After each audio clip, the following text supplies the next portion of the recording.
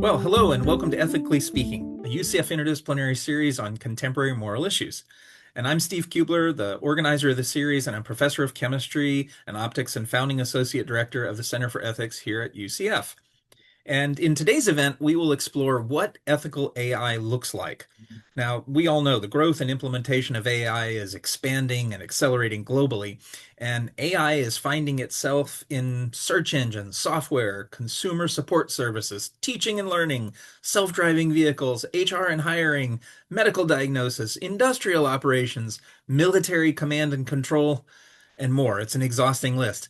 In Ethically Speaking today, we're going to take a step back and ask, how should our development in implementation and use of AI be informed by expertise and responsibility? And we're going to ask if there's any implicit or explicit right to refusal, particularly given that AI is increasingly and maybe irreversibly entrenched in so many aspects of our society and daily lives.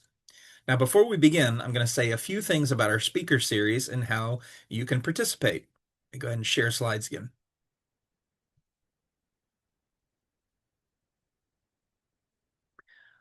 So Ethically Speaking is organized with my collaborator, Dr. Jonathan Beaver, who's professor of ethics and digital culture and founding director of the UCF Center for Ethics. And he and I developed Ethically Speaking to promote conversations about challenging issues of our time. And we encourage you to visit the center's website at ethicscenter.research.ucf.edu to learn more about our activities and to find out about other speakers in our series. We're actually at the end of our series this spring, but we'll start again in fall. So pay attention to your email.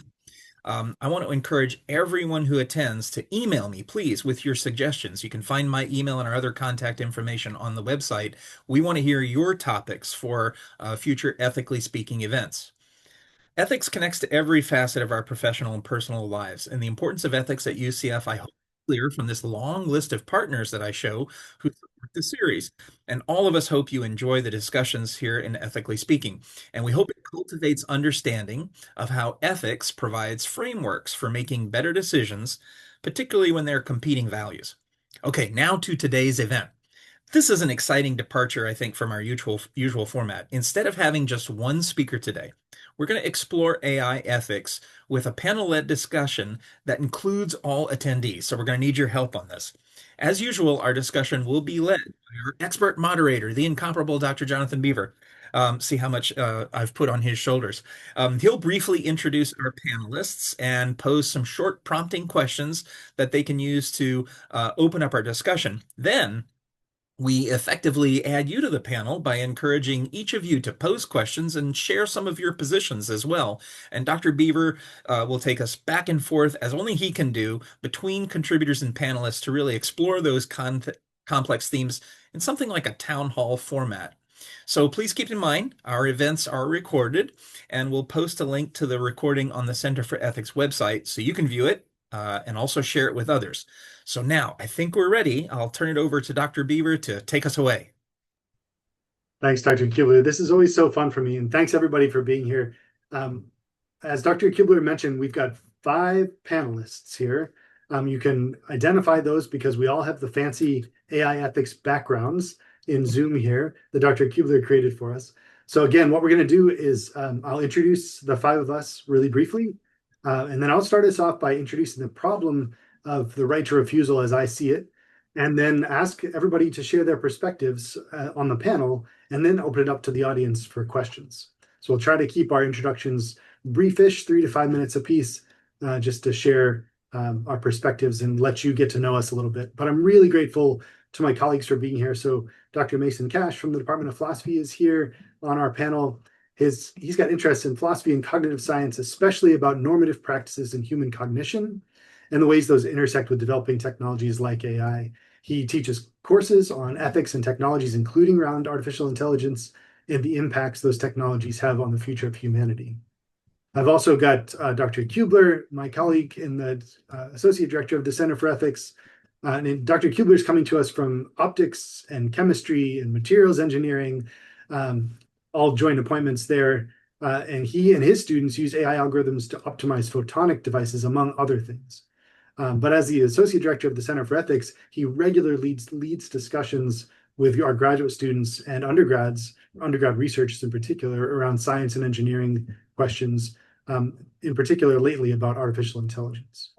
Also here with us is Carol Stinnett. Carol is a PhD candidate now in text and technology, working on the ethics of AI in marketing and advertising contexts, both in her dissertation and also professionally in industry. And last but not least is April Beer. April is a master's student in our data analytics AI track program in computer science and is interested in questions around artificial intelligence, data ownership, and evolving governance and regulatory landscape around artificial intelligence.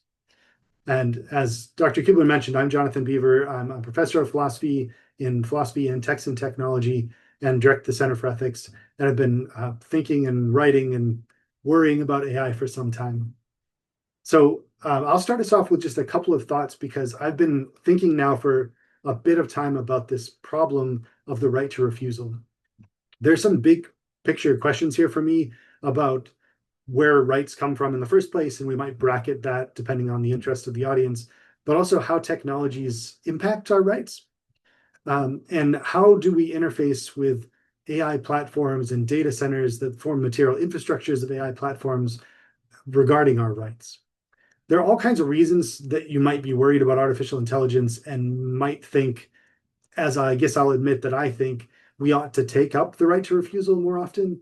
Those might be for environmental reasons, especially around the material impacts of data centers. Those might be justice reasons for unequal distribution of harms and benefits. Those might be data privacy reasons. Those might be academic freedom reasons.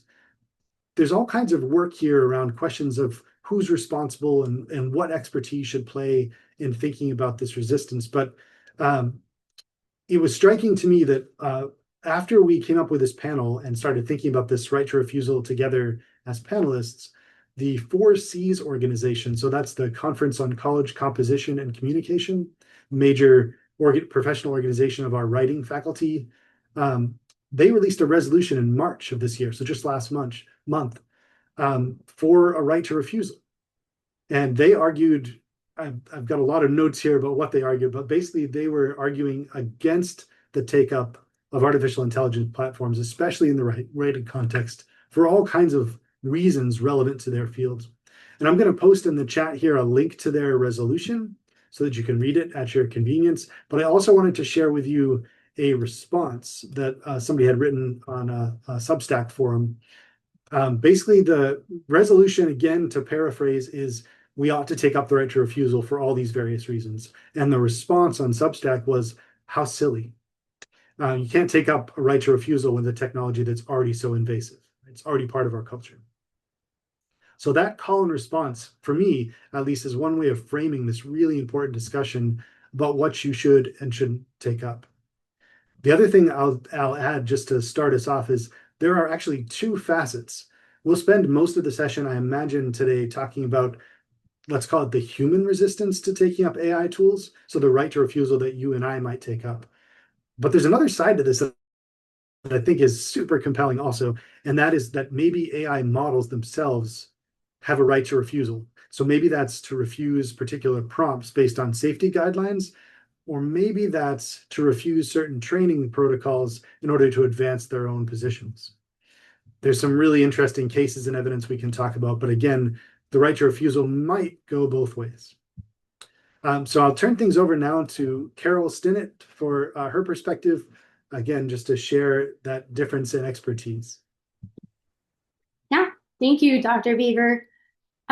So as mentioned, I am currently working on a PhD in text and technology, and then I've also worked in the marketing advertising field for about 15 years now in different roles.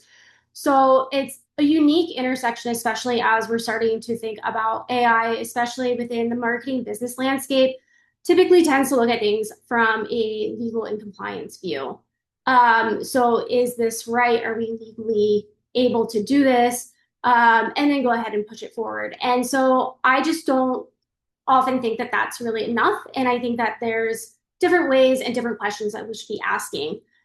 Specifically within the advertising creative realm is how the AI models are trained.